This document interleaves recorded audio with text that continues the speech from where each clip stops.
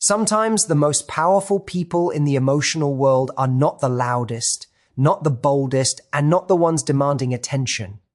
Sometimes real power sits quietly in the corner, watching, understanding, feeling everything, yet reacting to nothing. That person is the super empath.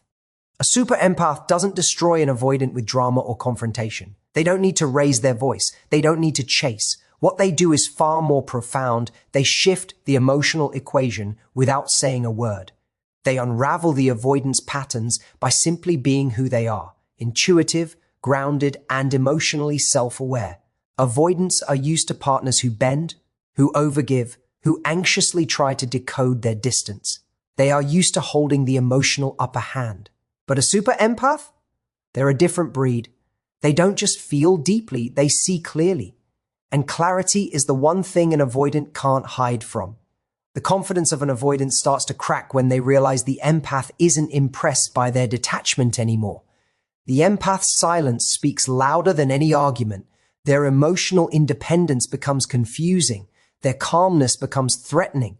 Their ability to walk away with dignity becomes unforgettable. And what scares the avoidant the most is this: the super empath isn't punishing them. They're simply evolving. They're simply choosing peace over chaos. And nothing shakes an avoidant's confidence like realizing they no longer have a psychological hold on someone they once emotionally controlled. Let's break down the 5 quiet ways a super empath does this without even trying. When a super empath stops trying to fix the avoidant, something powerful and unexpected begins to happen, something that completely disrupts the avoidant's internal sense of control. For so long, the avoidant has relied on the empath's instinctive desire to nurture, repair, and heal.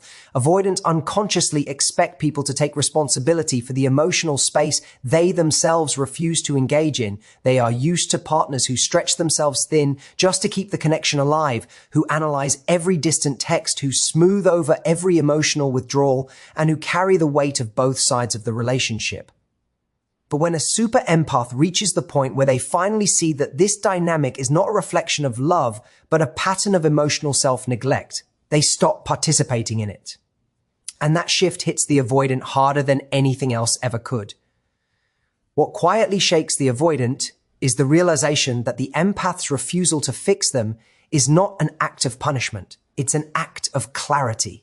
The empath isn't trying to prove a point. They aren't trying to provoke a reaction. They simply understand deeply and intuitively that a relationship cannot grow when one person is doing the emotional labor of two. Instead of pouring energy into decoding the avoidant's moods or soothing their fears of intimacy, the empath redirects that energy inward. They begin nurturing themselves, investing in their own emotional balance, and creating space for their own needs instead of chasing someone else's approval. And because avoidants often equate love with sacrifice, meaning they feel most secure when someone is working overtime to keep them, the sudden absence of that effort sends them into a quiet emotional panic. The avoidant begins to notice the subtle ways the empath has changed. Conversations that used to revolve around reassurance or clarification now feel steady and neutral. The empath no longer tries to interpret mixed signals or walk on eggshells to prevent withdrawal. They begin to let silence be silence. They let distance be distance. And paradoxically, this calm acceptance is far more destabilizing to the avoidant than any accusation or emotional confrontation. When the empath no longer tries to fix things, it exposes the avoidant's lack of relational skill. They can no longer hide behind the excuse of "this is just who I am." Because the empath's detachment highlights how little effort the avoidant was actually contributing. The avoidant starts to sense that the emotional dynamic is no longer tilted in their favor. They no longer have someone cushioning their avoidance, bridging the emotional gaps, or compensating for their lack of vulnerability. For the first time, they are confronted with their own emotional shortcomings, but not through criticism, through absence. The empath's absence of fixing mirrors back the avoidant's absence of effort. And that is where their confidence begins to crack, because avoidants often survive relationships through emotional outsourcing, letting the other person carry the connection while they stay guarded. Without someone doing that work for them, they feel exposed, unprepared, and unsupported. The more the empath steps back from fixing, the more the avoidant realizes how much they depended on being emotionally accommodated. They recognize, even if they can't articulate it, that the empath was the emotional spine of the relationship. Losing that support, even subtly, forces the avoidant to face feelings they've spent years avoiding: inadequacy, vulnerability, and the fear that they may lose someone who always understood them. And that is the moment the empath's quiet shift becomes a powerful transformation, one that dismantles the avoidant's confidence, without a single argument, without a single demand, and without a single attempt to change them. When a super empath becomes mysteriously unavailable, it creates a shift so subtle yet so powerful that the avoidant can't quite explain why they suddenly feel off balance. For so long, the avoidant has operated on a predictable psychological rhythm: pull away, return when convenient, keep emotional control, and rely on the empath's consistent availability as proof that they are still valued. The avoidance. Confidence comes from believing they can drift in and out without consequence. Believing the empath will always be there, waiting, ready to reconnect the moment the avoidant decides they're ready. But when the empath begins pulling their energy back, not to punish, but to reclaim their emotional space, the avoidant senses the shift immediately. And because avoidants are hyper-attuned to changes in emotional accessibility, the empath's sudden unavailability becomes a quiet earthquake in the avoidance world. The key is that the empath does not announce this shift. They don't make dramatic declarations like, "I'm done chasing you," or "I'm focusing on myself now." Instead, they simply become absorbed in their own life. Their schedule fills up, their attention moves toward their goals, and their emotional availability is no longer unconditional. They respond when they have the capacity, not out of obligation. They stop rearranging their lives around the avoidant's unpredictable presence. And because the avoidant has always relied on the empath's emotional open door policy, the change feels jarring. Even if the empath says nothing at all, this new distance triggers a psychological reaction in the avoidant: curiosity first, confusion next, and then insecurity. They begin to wonder what the empath is doing, who they are talking to, and why their attention seems less focused on the avoidant. The avoidant may not ask directly, they rarely do, but they feel it. Avoidants depend on a partner who is emotionally predictable, someone whose affection is constant even when their own behavior is inconsistent. When that predictability disappears, it forces the avoidant to confront something they're not used to feeling: the fear of losing their emotional safety net. The empath becoming unavailable also removes the avoidant's ability to control the pace of the connection.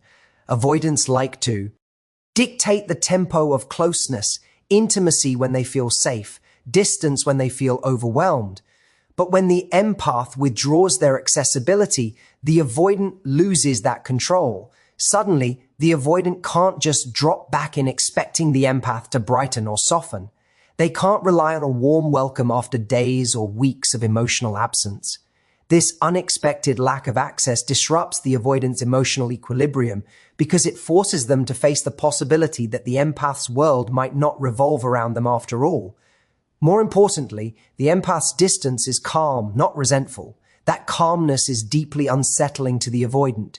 If the empath were angry, the avoidant could make excuses. They're reacting, they're over-emotional, they're being dramatic. But calm detachment? That is something an avoidant can't rationalize away. It signals emotional independence. It signals closure. It signals self-worth. And nothing shakes the avoidant's confidence more than realizing the empath is no longer waiting for them to show up. Every unanswered message that used to be responded to instantly, every call that now goes to voicemail, every moment the empath chooses their own priorities over the avoidant's timing becomes a subtle reminder that the avoidant's power in the relationship is fading. And even if the avoidant never expresses it, they feel the shift deeply. They feel the loss of control, the loss of emotional dominance, and the loss of the person who once made them feel chosen without effort. It is in this quiet, dignified unavailability that the super empath creates the deepest impact, not through confrontation, but through evolution. When a super empath responds with calm instead of emotion, it quietly dismantles the avoidant sense of control in ways they rarely see coming. Avoidants are accustomed to triggering emotional reactions in others. They rely on drama, tension, or emotional overreactions as a way to maintain distance while still keeping the other person engaged. When someone gets upset, needy, or desperate, the avoidant feels safe. They can withdraw, deflect, and still maintain a sense of power because the other person is emotionally on edge.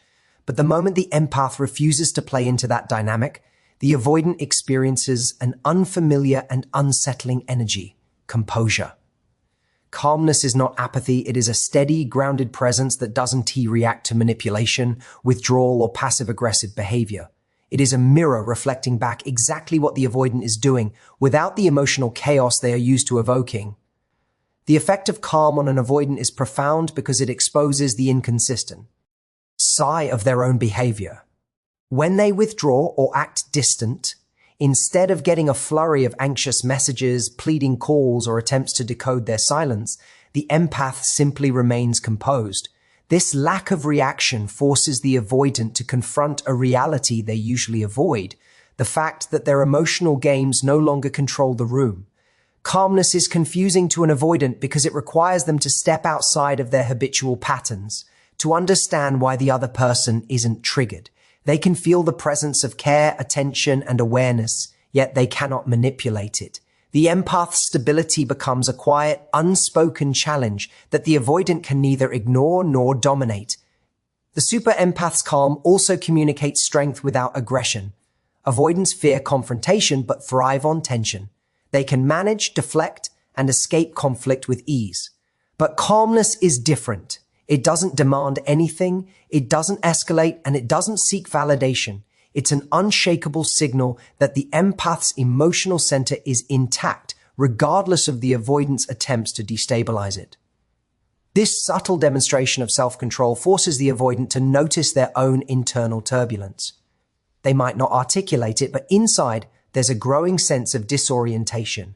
They start questioning whether their usual tactics, stonewalling, withdrawing, teasing, or pushing away, are actually effective anymore. Another layer of calm's impact is that it gives the empath the power to observe rather than react. Every attempt by the avoidant to provoke a response is met with measured awareness instead of reactivity. The empath can see the patterns, understand the motivations, and maintain a centered perspective. This awareness is profoundly destabilizing for the avoidant, who relies on the emotional turbulence of others as a form of control. When the empath imply watches without panic or pleading, the avoidant experiences something rare: accountability without confrontation, reflection without criticism. Calm also fosters an invisible but unmistakable confidence. The avoidant senses that the empath is emotionally independent, that their well-being does not hinge on the avoidant's engagement or approval. This is terrifying for someone who relies on the emotional dependency of others to feel secure in a connection. They suddenly realize that the empath's presence in their life is not a given. It is a choice, and it is a choice made with clarity, composure, and self-respect. Over time, this steady calm erodes the avoidant's sense of dominance and certainty. They begin to question their own behavior, their emotional tactics, and ultimately, their confidence in being able to control the relationship. The super empath never has to raise their voice, beg for attention, or dramatize conflict. The simple act of remaining calm is enough to quietly shatter the avoidant's familiar power structure, leaving them unsettled, introspective, and ultimately aware of the empath's quiet strength. When a super empath chooses boundaries over bonding, they are quietly claiming their power in a way that completely destabilizes the avoidant. Avoidants are accustomed to relationships where they can maintain emotional distance while the other person bends, accommodates, and compromises to keep the connection intact. They rely on the emotional labor of others to fill the gaps they themselves cannot or will not address. For years, they may have taken for granted that their partner will prioritize their needs, soothe their insecurities, and tolerate their inconsistencies. But when a super empath begins enforcing boundaries instead of constantly giving in to the avoidance rhythm, it changes the entire dynamic of the relationship in a subtle but profound way. Boundaries are not walls built out of anger. They are clear, firm, and calm statements of self-respect. demonstrating that the empath's emotional energy has limits that must be honored. The avoidant is initially taken aback because boundaries interrupt the familiar pattern of control. The empath no longer stretches themselves thin to accommodate every withdrawal, every distant moment, or every emotional escape. Instead of explaining away the avoidant's behavior, excusing it, or sacrificing their own comfort to maintain closeness, the empath asserts their needs and enforces them consistently.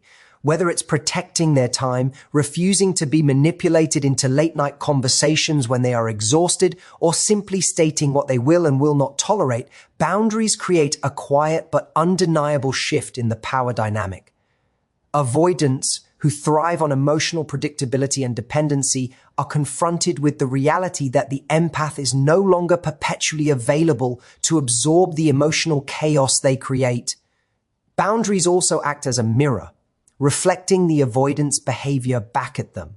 When the empath declines to participate in emotional games or withdraws from the push-pull dynamic, the avoidant is forced to see their own inconsistencies and patterns without the comforting buffer of someone always compensating for them. This reflection can be deeply unsettling. Avoidants are used to partners to adapt, adjust, and compromise to keep them safe. When the empath enforces boundaries, the avoidant must reckon with the fact that they cannot continue their familiar patterns without consequence. The avoidance, the distance, the unpredictability, they are now met with measured resistance rather than emotional submission. Another powerful effect of boundary setting is that it communicates self-worth in a way the avoidant cannot ignore. The empath's bounder. Ease are a demonstration that their emotional needs are valid, that their presence is not unconditional, and that their time and energy are valuable. This quiet assertion of self-respect threatens the avoidant because it exposes the limitations of their own relational strategies.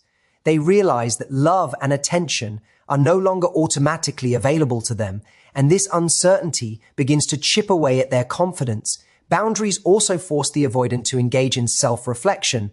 With the empath no longer filling the gaps they usually exploit, they are confronted with questions they would rather avoid. How much effort am I actually putting in? How much emotional availability can I offer? Can I meet someone who values themselves as much as I avoid valuing others? Avoidants are not used to this kind of introspection being demanded of them, and it can create a profound sense of insecurity. Over time, the consistent enforcement of boundaries changes the relational landscape. The avoidant realizes that the empath cannot be controlled, that emotional manipulation no longer works, and that the relationship is no longer a one-sided dynamic. This quiet but firm assertion of limits communicates strength, independence, and self-respect, leaving the avoidant unsettled and forcing them to confront their own patterns. It is not confrontation or anger that shakes the avoidant. It is the empath's unwavering commitment to their own needs, their refusal to overextend, and their calm, confident enforcement of boundaries that quietly dismantles the avoidant's sense of dominance. When a super empath walks away without drama, they deliver a quiet but devastating blow to the avoidant's sense of control and confidence. Avoidants are accustomed to endings filled with tension, chaos, or emotional blackmail, because that is the only kind of emotional disruption they can manage without feel exposed. They expect arguments, guilt trips, or tearful pleas, anything that keeps the dynamic familiar and gives them a sense of power in the narrative. But when the empath leaves with dignity, grace, and silence, it creates a type of emotional impact that the avoidant cannot anticipate or manipulate. There is no fight to win, no proof of attachment to leverage, no dramatic gesture to deflect from the real truth. The empath's departure is final, conscious, and composed. The absence of drama is key because avoidants are experts at responding to chaos, but they are unprepared for calm decisiveness. The empath doesn't yell, beg, or argue. They don't attempt to coerce the avoidant into staying or explain why they are leaving. Instead, they act with quiet clarity, maintaining composure and refusing to engage in the avoidant's usual patterns of emotional push and pull. This lack of reaction triggers a profound sense of disorientation in the avoidant. They are used to controlling narratives and outcomes through manipulation, withdrawal, or emotional games. When the empath simply steps away without giving them any leverage, the avoidant experiences the unfamiliar sensation of powerlessness, and it shakes their confidence at its core. Walking away without drama also communicates the empath's value in a way that words never could. It is a demonstration that love is not conditional upon tolerating neglect, distance, or inconsistency, and that respect for oneself takes precedence over the avoidant's comfort. This silent exit forces the avoidant to face a reality they rarely consider. The empath was not merely a caretaker or a predictable presence, but a person with boundaries, self-respect, and emotional intelligence. For the avoidant, this realization is destabilizing because it removes the safety net they relied on, the constant availability of someone willing to absorb their emotional distance without consequence. Moreover, the quiet departure leaves a lasting impression because it creates a vacuum the avoidant cannot immediately fill. There is no conversation to soften, no tears to manipulate, no excuses that can erase the reality of absence. This vacuum forces introspection. The avoidant begins to question their behavior, their patterns, and the impact they have on others. They may not consciously acknowledge it, but deep down, they recognize that their attempts to control or avoid emotional intimacy have consequences. The empath's composed exit highlights this in a way that confrontation or conflict never could. The power of leaving without drama lies in its subtlety. The empath does not seek revenge or validation. They do not need to explain or justify themselves because their actions speak for themselves.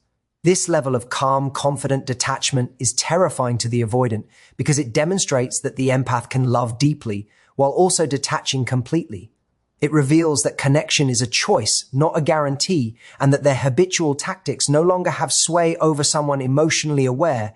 In the aftermath, the avoidant is left with a sense of loss that cannot be assuaged by their usual strategies. They are confronted with the absence of the very person who once made them feel admired, needed, or in control. This experience dismantles the avoidant's confidence not through confrontation or argument, but through the profound clarity of the empath's self-respect and emotional independence. Walking away quietly, without drama, is the ultimate expression of power for the super empath, and it leaves the avoidant unprepared, unsettled, and acutely aware of what they have lost. In conclusion, the power of a super empath lies not in loud declarations or dramatic confrontations, but in quiet strength, emotional clarity, and unwavering self-respect. By setting boundaries, maintaining calm, reclaiming their energy, and walking away with dignity, they reveal the avoidance patterns and quietly dismantle the illusions of control the avoidant once relied upon. This is a reminder that true emotional power comes from knowing your worth and honoring it, no matter how others respond. Thank you all for taking the time to listen, reflect, and embrace the idea that self-awareness and emotional integrity are the keys to not just surviving relationships, but mastering them.